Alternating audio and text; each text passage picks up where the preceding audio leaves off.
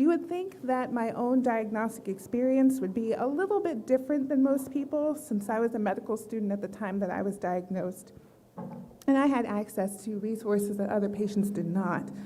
But it took me 5 years to be diagnosed correctly and to get answers for my own condition.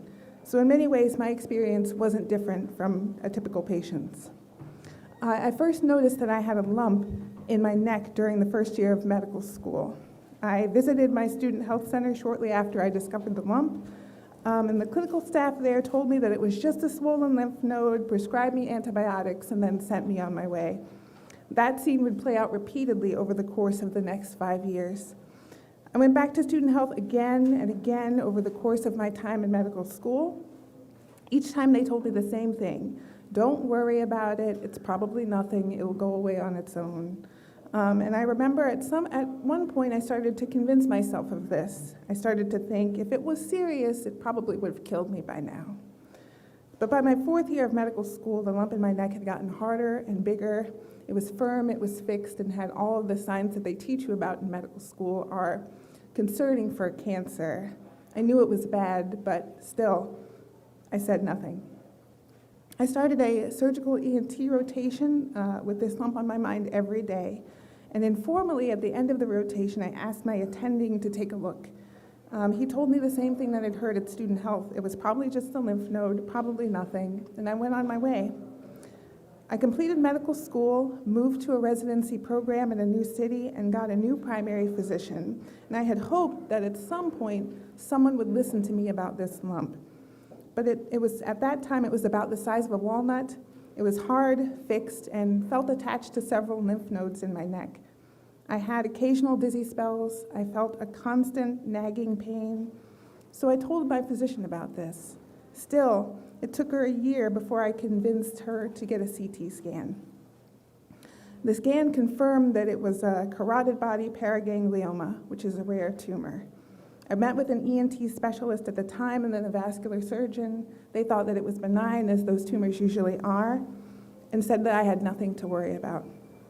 I underwent surgery not long after this to have the tumor removed, and the surgery went well, but as I was getting the stitches out a week later, my surgeon told me that the tumor was malignant and I would need to undergo a cancer workup. He had said that it had spread to metastasize to nearby lymph nodes by that point, and I'd also need a surgery to have the tissue in my neck removed. There was a complication during that surgery, the one that I had to remove the cancerous tissue in my neck. One of the arteries had been injured during the surgery, but the team was able to keep the bleeding under control, and everyone thought that everything was fine. When I first woke up a few hours later, everything did seem like it was okay, but 12 hours later I started to have neurological changes. I couldn't move my entire left side, I couldn't swallow, and those were the first signs that I had had a stroke. Even now, 7 years later, I still feel the effects of my delayed diagnosis every day.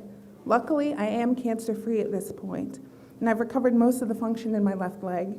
However, my left arm is still weak and has limited sensory function. I still have trouble using my left hand, and I still have trouble swallowing. Looking back, I just wish that someone had listened to me. I knew that something was wrong. If student health had taken me seriously in those early days when my mass was smaller, I have to wonder if I would have needed the second surgery, if the cancer would have had time to metastasize to those lymph nodes, if I would have had the stroke, and if I would have had other complications. I don't blame my physicians for my conditions or even for the complications that occurred after my surgery. My form of cancer is extremely rare, and it's much more likely for an otherwise healthy young woman to be diagnosed with a benign condition. But I still just wish that they had listened to me. My illness has affected the way that I practice as a physician. I find myself on the patient side now more than ever before. I try to make sure to listen to my patients and work with them to treat their conditions. I'm a pediatric neurologist, so I see a lot of complicated cases. But despite my clinical expertise, I don't downplay the value of the lived experience. I also know when to call for help if I need it. I'm not the one who's going to dismiss a patient's concerns. I completed a training program with the Association of University Centers on Disability during my last year of neurology training, and now I advocate for patients with disabilities in and out of my clinic. I share my own story as a way to reach out to other disabled people. And one of my own attending physicians shared his stroke story with me shortly after my own stroke. And hearing that story made me feel like I wasn't alone for the first time. I just hope to share my own story and foster that same kind of connectedness. So today, I'm sharing my story with all of you with the hopes that someone who's going through something like this doesn't feel so alone. Inaccurate and delayed diagnoses affect both patients and clinicians every day, and it's going to take all of us working together to improve diagnosis.